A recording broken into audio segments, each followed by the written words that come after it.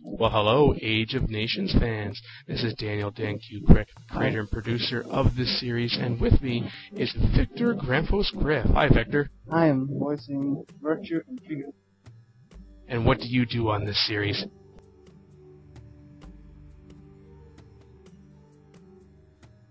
This is episode 10, or 110 specifically, written by myself and edited by co-executive producer DarkCloud, based on a storyline I seconded in taking the lead from our other co-executive producer, Gordon Illuminatus Smith.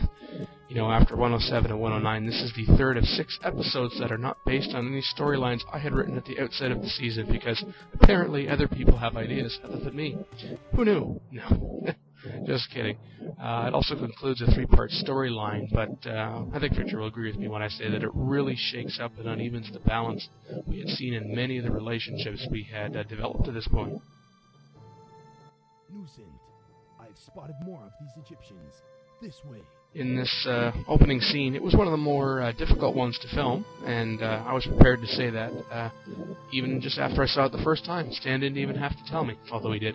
It was also one of the more enjoyable to write. I think the zoomed-out angle really helps give the viewer the sense of just how comprehensive a battle.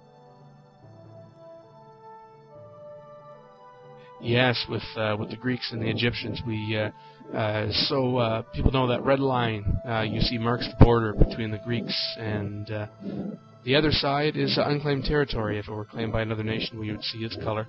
And we've on the screen now we've split from where most of the Greek and Egyptian forces are fighting to a little aside we had with Parango and Nusant, and now we are centered on the Greek city of Sparta, the Greek second city, and the only source of their metal.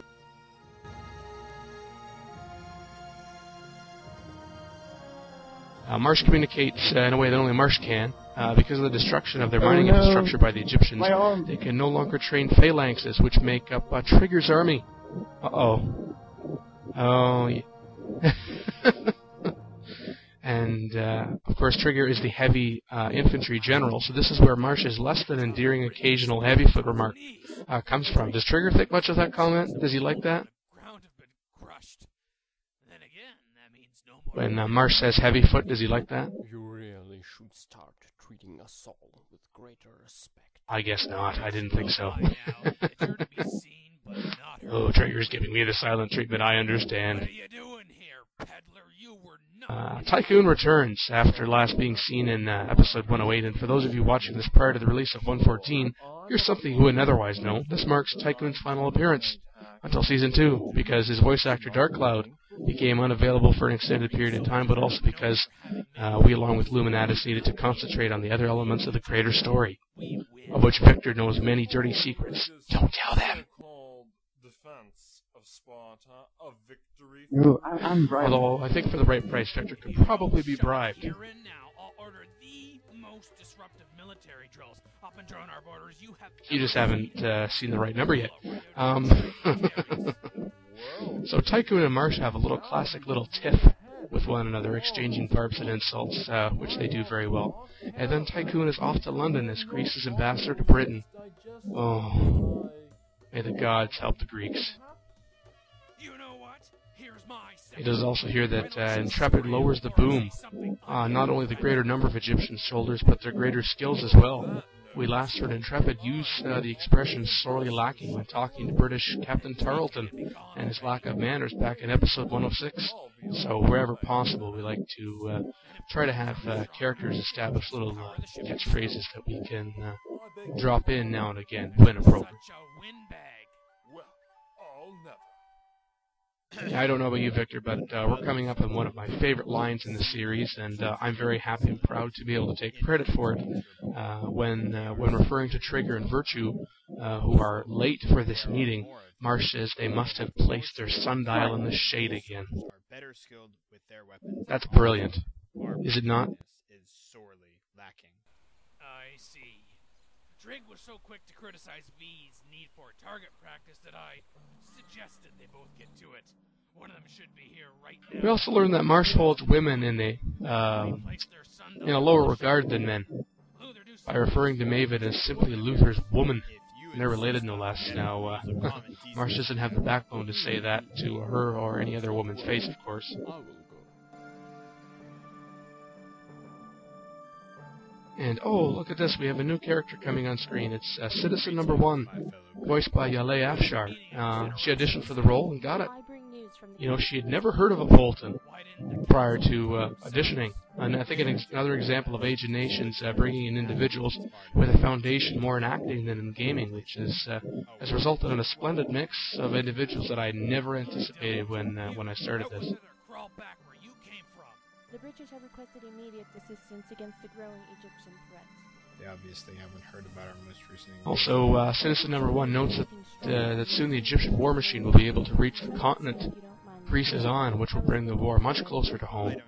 So the fact that Intrepid had reported on these greater number of Egyptian forces and the fact that they are more skilled is causing concern for a number of the Greeks, and of course they express it in different ways. We also learn in passing that look out sun, outlook, look out, outlook. I'm brilliant. So no, I didn't name it Outlook. That was actually a negative against the name, but I managed to move on. Oh, now they're gonna sue. Also, Virtue's lieutenant has reported some inconsistencies in the characteristics of the city and the Egyptian troops that defended it during our last encounter. I think the most interesting development is Marsh giving Intrepid authority over the coordination of the construction of Greece's third city to be built along Britain's westernmost seacoast. All part of the military alliance agreed to and discussed in the few episodes immediately preceding this one. And if you're wondering why the Council did not order this, it's because Intrepid Lookout and all those explorers and scouts are under military control, and they have been since episode 1 or 4 or so. And it was the Council that transferred this control.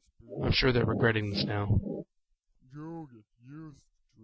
Trig, get some civvies started on a fort for Sparta. You've had enough target practice for one day. So Trigger has a role to play in this meeting. Why was he in Virtue late anyway? Did they indeed place their sundial in the shade again? Good timing. Get to it, Trig, and take this civvy with you. Yes, sir. Third city building. Maybe. Oh, and there's Sage. Guess who voices him? General, but we can. Intrepid, Yours truly. Luther, Maven, and whatever other civvies you can get your freaky hands on to get started. We've got too much wood rotting in the rain as it is. Have them build this. And there's Marsh again, voice actor, excellent. Live actor. His name is Shane. He watches the series. He and Trigger are the only live actors that have admitted, anyway, to watching the series on a regular basis. So I think that holds well for both the Marsh and Trigger character. Now, right here, what we start to see, what unfolding with Achilles and Lieutenant in the next 6 minutes or so, was not part of the original storyline. I proposed and began to develop during the scriptwriting phase, having Jason killed, and on the order of a Greek councilman, aided by a member of the Greek military, no less. I mean, we're not being slaughtered by an Egyptian or a German here. It resulted in some discussion between Dark Cloud, Illuminatus, and myself about whether or not we would proceed with this idea, and let alone how we were going to do it. The murdering of both Luther and Maven were relatively easy to agree upon story-wise, although at the outset of the season that was not the plan either. It just sort of happened. So, although we have not seen the death of any major Greek character to this point in the first 9 episodes, in this episode we lose 2 recurring characters and 1 regular character in the matter of about a couple of minutes. Let us all continue on. Gentlemen?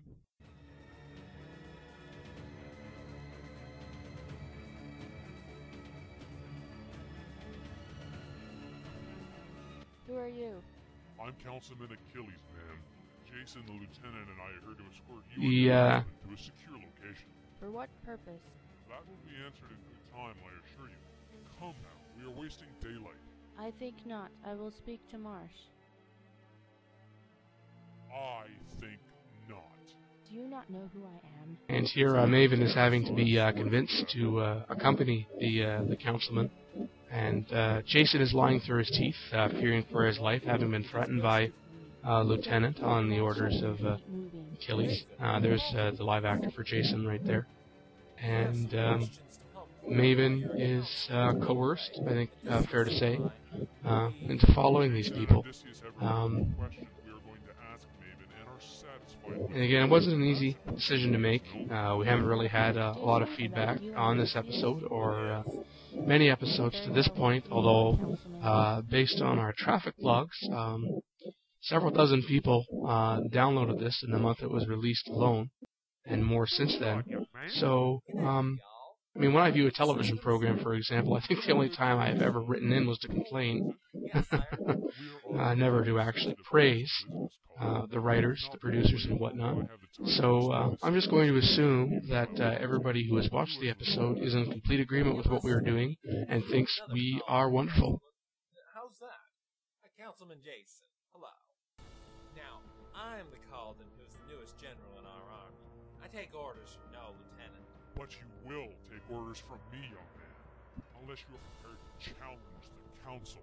And again, we just see kind of an idle character animation right there with the arm stretching. That's not something we can control. And there goes CALDEN. We had CALDEN on the screen there, where Jason acknowledges CALDEN by asking him a question, and CALDEN in turn acknowledges Jason. And part of the reason I did this was so that Dark Cloud could, however briefly, talk to himself. Or with Jason fatally wounded at the end of this episode, CALDEN becomes the character Dark Cloud chiefly voices after Tycoon, a passing of the torch, so to speak. Now, this Intrepid and Lookout aside about mentioning the building of one, if not two ships, with the construction of the Greeks' third city so they will have a navy to defend their coast, or even go on the offensive, it's part of a more fully developed storyline I planned for the first season. But we had to bump it because there was no room in the schedule for a story that was ultimately quite standalone, and Dark Cloud Illuminatus and I couldn't agree on how to integrate it more into the central storyline or how to advance it otherwise, so it may or may not see the light of day in Season 2.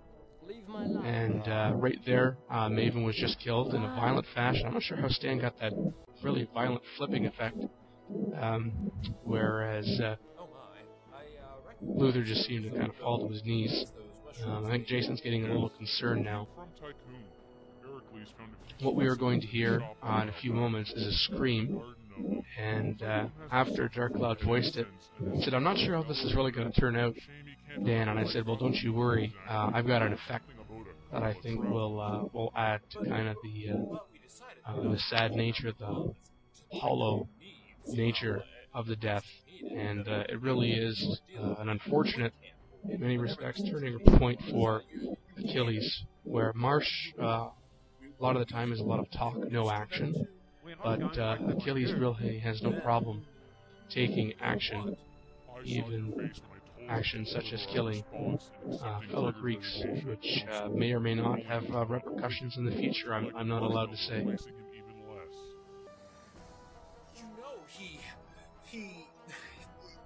he doesn't even like you. Keep your friends close and your enemies closer, especially when And there's a few nice shots of goats I will deal with that Stan took on his vacation. stand. Some animals kind of wandering around, not really know what's going on, which is probably just as well, because it's not a nice scene. I am no fool. I questioned Odysseus' loyalty earlier when it was really you I should have been addressing. Right about now, and Jason's concerned about From what? certain drugs being used on him. It's even worse. He has just been fatally wounded. Although at this point, people are uncertain whether he's dead or not. And that is the episode 110. Thank you for joining me, Victor.